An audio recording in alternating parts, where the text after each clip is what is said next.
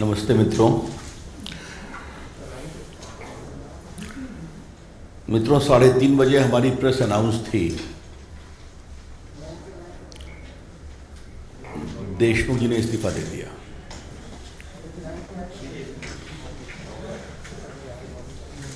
आपको बताऊं, एक बार मैंने इस विषय पर पहले भी प्रेस किया था। हमारी प्रेस 3:30 बजे अनाउंस थी और 2:45 बजे जो मुंबई पुलिस है उसने एक प्रेस कर दिया अपने एक वरिष्ठ पुलिस अधिकारी के द्वारा कि सचिन वाजे इस पूरे मामले में इन्वॉल्व हैं, और वो बिना कोई सवाल लिए चले भी गए। मोटी बात है कि हमारी प्रेस का असर पड़ता है, बीजेपी की प्रेस का। हाँ, सुबह में देवेंद्र जी ने भी प्रेस किया था। मैं 2-3 मुद्दे उठाना चाहूँगा आपके विचार के लिए। मुंबई हाईकोर्ट का पूरा फैसला तो लोड होगा तो हम लोग पढ़ेंगे, लेकिन जो उनका फैसला हुआ है उसमें पहली बात यह है कि because the principal person involved is the home minister, therefore a fair probe cannot be done by the Mumbai police. हम शुरू से एक स्वतंत्र निष्पक्ष जांच की मांग कर रहे थे और मुंबई पुलिस के द्वारा यह संभव नहीं था। थोड़ा जस्ट टू रिकॉल, और ये आज इसको रिकॉल करना बहुत ज़रूरी है कि देशमुख जी ने कहा था वाजे को कि जैसा आरोप लगाया गया था कि मुंबई में लगभग 1750 बार है, रेस्टोरेंट हैं, तो आप हर महीने हमें 100 करोड़ कलेक्शन करके दीजिए। तो हम लोगों ने एक विषय उठाया था कि ये टारगेट सिर्फ एक सिटी मुंबई का है, तो पूरे महाराष्ट्र का टारगेट क्या था? और ये टारगेट सिर्फ एक मंत्री, गृह मंत्री जी का है, तो बाकी मंत्रियों का टारगेट क्या था? जब हमने पहले बात उठाई थी तो हमने एक बात और कही थी कि मुख्यमंत्री उद्धव ठाकरे खामोश हैं। शरद पवार जी कहते हैं मंत्री के बारे में फैसला मुख्यमंत्री करते हैं, और कांग्रेस और शिवसेना कहती है कि देशमुख जी के बारे में फैसला एनसीपी करेगी। आज तो कमाल ही हो गया। वो शरद पवार से अनुमति लेने गए और जाके मुख्यमंत्री जी को अपना इस्तीफा सौंपा। तो देश को क्या बताया जा रहा था? Why the country was being taken for a ride? हम भी जानते हैं कि शरद पवार के इशारे पर ही वो इस्तीफा देते या न देते हैं, लेकिन हमारे उद्धव ठाकरे जी कब बोलेंगे? उनकी खामोशी कई सवाल खड़े कर रही है। The consistent conspicuous silence of Mr. Uddhav Thackeray is by itself raising a lot of questions. क्या हम ये मानकर चलें कि बात निकलेगी तो बहुत दूर तक जाएगी? देखिए, आप एक बात देखिए, इस पूरे मामले को मैं पार्टी की तरफ से और थोड़े कानून की समझदारी के रूप से कुछ रखना चाहता हूं। जो हमारी लास्ट प्रेस थी उसी दिन मैं मुंबई पुलिस ने प्रेस किया, और एनआईए सचिन वाजे की कहानी की परत दर परत रोज निकाल रही है। अभी तक कितनी गाड़ियां पकड़ी गई उनकी, लग्जरी गाड़ियां, और 6 या 7 आ गई हैं, 8 हो गई। रोज नई गाड़ियां मिलती हैं जो उपयोग कर रहे हैं। एनआईए ने गोताखोरों को मीठी नदी में कुदवाया तो कितनी चीजें निकल गई।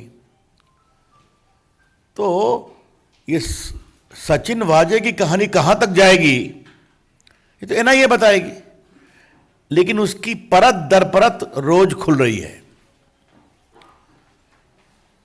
हमारी अपेक्षा होगी कि सीबीआई प्रिलिमिनरी इंक्वायरी प्रामाणिकता से अवश्य करेगी,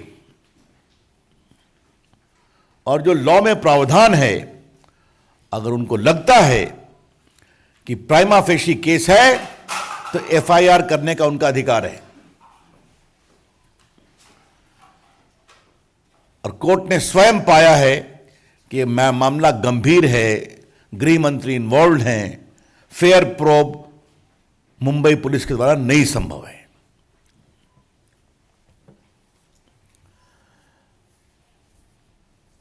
प्रमुख राजनीतिक दल के रूप में बीजेपी की, चाहे वह महाराष्ट्र हो या राष्ट्रीय स्तर पर हो, यह अपेक्षा अवश्य होगी कि इस मामले की सारी परतें खोली जाएंगी।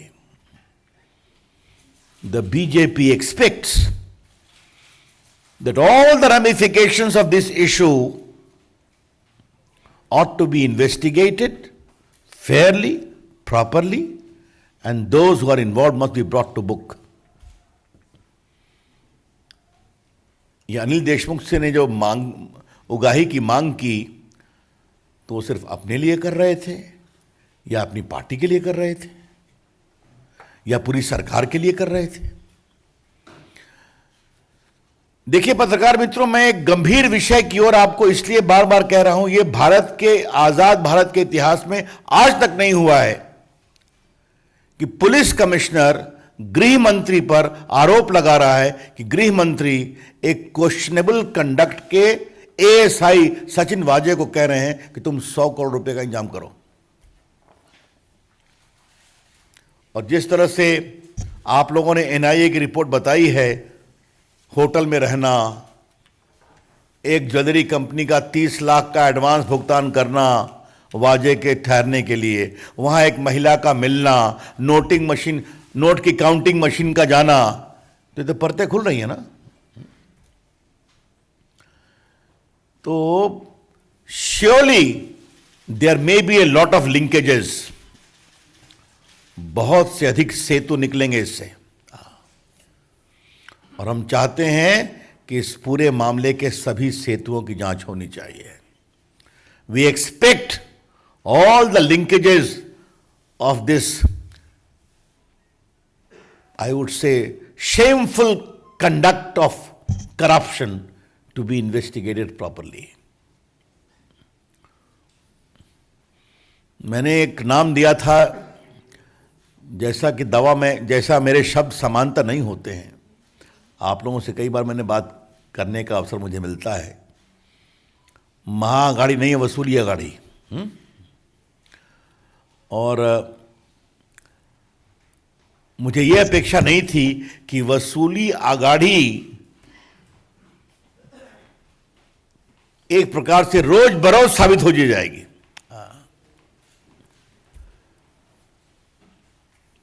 तो इसलिए हम एक बात फिर कहेंगे कि हमारे, कहाँ है चिट्ठी भाई, उनकी लाओ तो। बड़ा अच्छा लगा, ये अनिल देशमुख का इस्तीफा है। इसमें क्या कहा गया है? मैं नैतिक आधार पे इस्तीफा दे रहा हूं। ये बड़े शब्द बड़े रोचक लगे मुझे। मुख्यमंत्री जी, आपकी कोई नैतिकता है कि नहीं? उद्धव ठाकरे जी, आपके मुख्यमंत्री तो रोज अपने को डिफेंड करते थे, मंत्री, गृह मंत्री।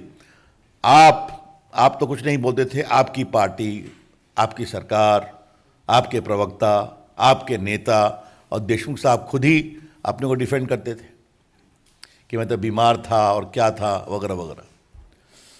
तो आज उनके शब्द से नैतिक कारण से मैं इस्तीफा दे रहा हूं, ये बात निकली है। तो उद्धव ठाकरे जी, आपकी नैतिकता कहां है? क्या हम आपके नैतिकता के बारे में कुछ सुनेंगे? I think mister Uddhav Thackeray has forfeited the moral authority to govern. माननीय मुख्यमंत्री उद्धव ठाकरे जी, मैं बहुत विनम्रता से कहूंगा कि शासन करने के नैतिक अधिकार से अब आप वंचित हो गए, जिस तरह से आपकी सरकार चली है या चल रही है।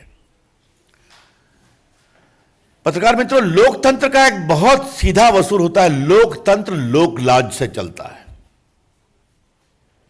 लोकतंत्र लोकलाज से चलता है।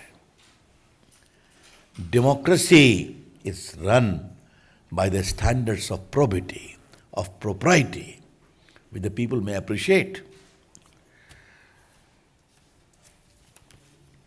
15 दिन के अंदर उनको अपनी प्रिलिमिनरी इंक्वायरी देनी है। आपको मालूम है कि CBI Delhi police establishment act के अंतर्गत एक पी करती है, फिर उसके बाद रेगुलर इंक्वायरी करती है। उस पर क्या चीज़ें आएंगी तो बाकी वो कोर्ट को बताएंगे। लेकिन हमें बिल्कुल लगता है कि यह मामला बहुत ही गंभीर है और 2 प्रकार से उद्धव ठाकरे फंसी हुई है। एक सचिन वाजे प्रकरण, दूसरा उगाही प्रकरण।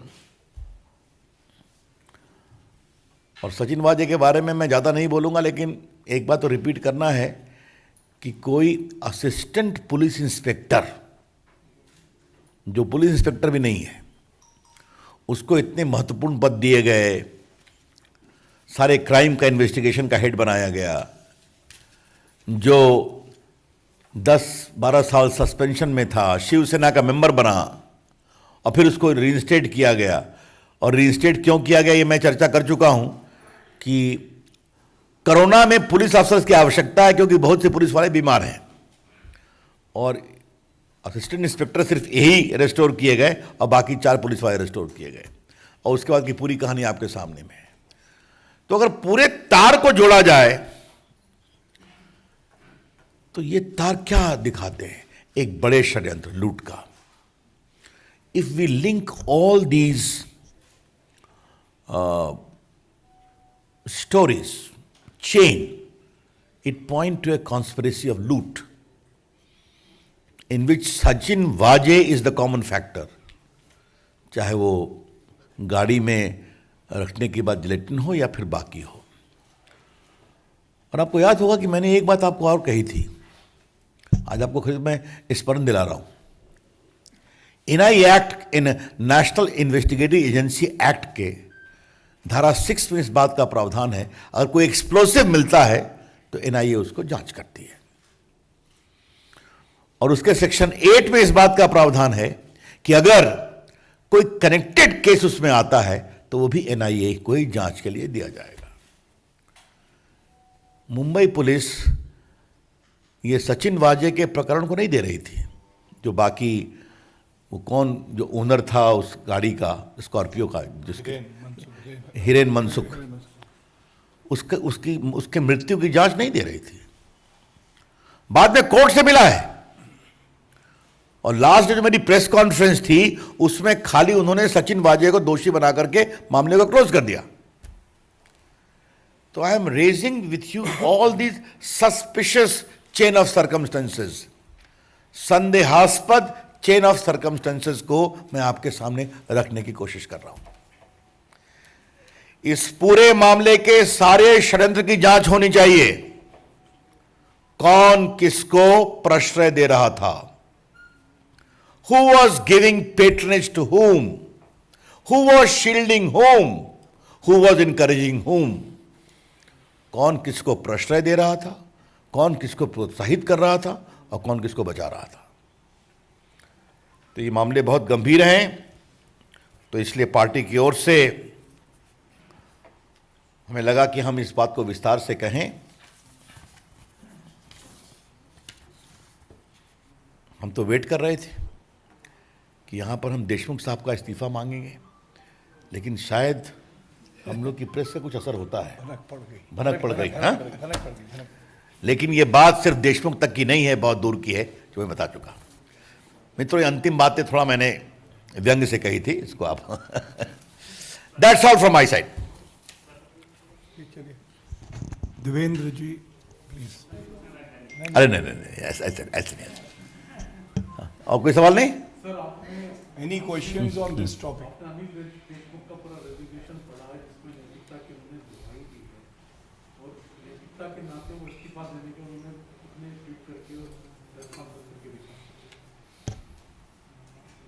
जी, मैंने बताया तो मैं नैतिकता के मानों को थोड़ा ऊपर बढ़ा रहा हूं। जिस मुख्यमंत्री के अगुवाई में इतनी बड़ी बड़ी घटनाएं हो रही हैं, उनका कोई नैतिक दायित्व बनता है कि नहीं, ये मैंने विषय कहा है।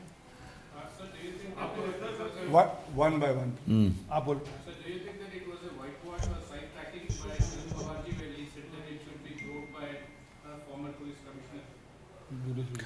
Well, he is entitled to his views, but I would only say this.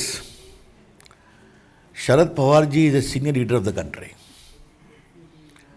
And I want to repeat again, he has been the Defense Minister of India. He has been 4 times the Chief Minister of India, Maharashtra. He is the President of a national party. For 10 years, he was the Minister in the Manmohan Singh government. A senior political leader. He ought to have understood the implications of giving complete clean chit to Mr. Deshmukh. ये मैं अवश्य कहना चाहूँगा। और जहाँ तक सवाल है कमीशन ऑफ इंक्वायरी का या बाकी का, तो आपको मालूम है ना कि इन्होंने जो कमीशन बनाया भी वो एडमिनिस्ट्रेटिव कमीशन है। कमीशन ऑफ इंक्वायरी एक्ट के अंतर्गत अगर कोई कमीशन बनता है तो उसकी लीगल पावर्स होती है, एविडेंस ऑन ओथ होता है, वो डॉक्यूमेंट कॉल फॉर कर सकते हैं, उनकी रिपोर्ट को असेंबली के सामने ले करना पड़ता है। ऐसा कुछ नहीं था। तो just white washing inquiry, 2 operation साथ चल रहा था। एक ऑपरेशन लूट, दूसरा ऑपरेशन व्हाइट वॉश, दोनों साथ चल रहा था। यस आपको लगता है कि क्या ये मोहरा बनाया गया और आज जो इस्तीफा हुआ, कहीं ना कहीं ये पूरा स्क्रिप्टेड था कि एक के गले पे बंदा लटक जाए, बाकी लोग बच जाए, बाकी लोगों का पूरा देखिए, अगर भारत के राजनीति और भ्रष्टाचार की लड़ाई को आप देखेंगे तो जो जिम्मेवारी मोहरों के कंधे पर छोड़ी जाती है वो बहुत लंबी नहीं चलती है, सच्चाई सामने आ जाती है। अब आज कोर्ट ने खुद निर्देश दिया है सीबीआई को, हमें सीबीआई की जांच की प्रतीक्षा करनी चाहिए और ये हम अपेक्षा करेंगे कि इस मामलों के सारे षड्यंत्र, सारे तथ्यों की ईमानदारी से जांच की जाएगी। हाँ, no other question on this?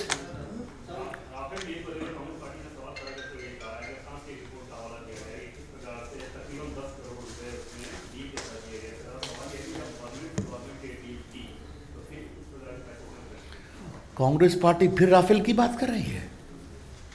Supreme court में तो हार गए, सीएजी ने भी फिर उसको रिजेक्ट कर दिया।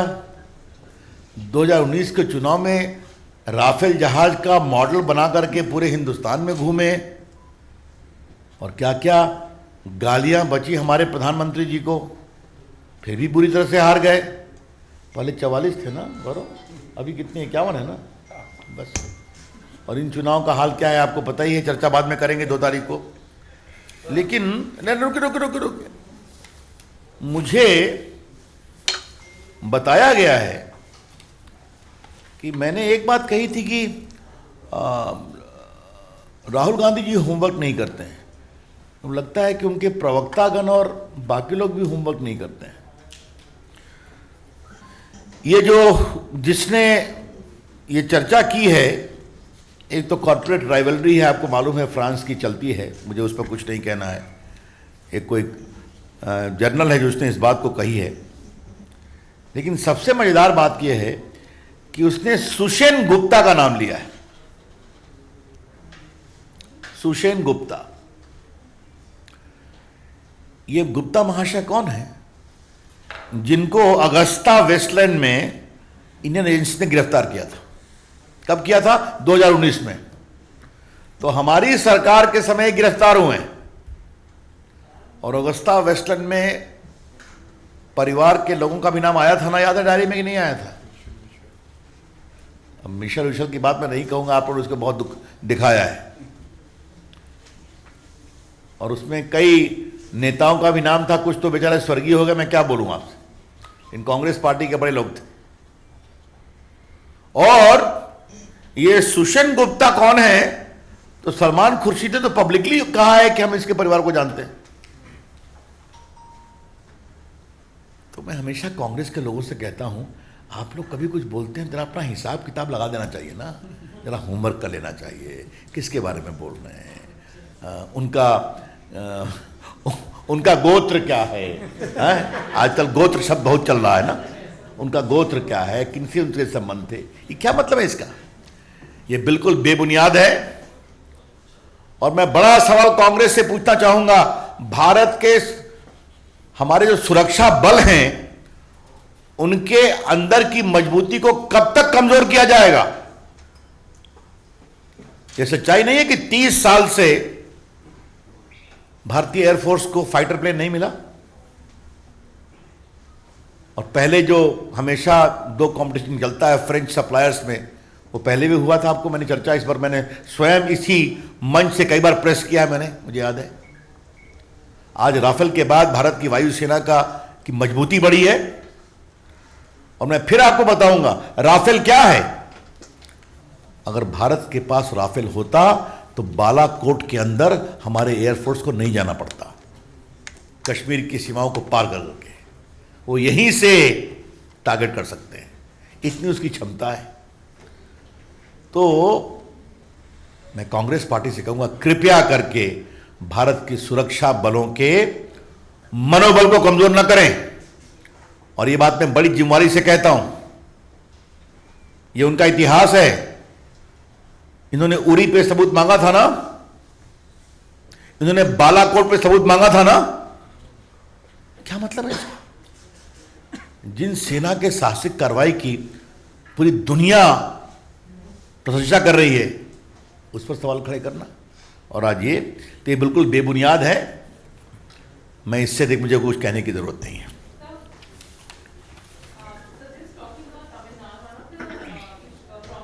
I'll come to that. Any further question on this? चलिए, हाँ?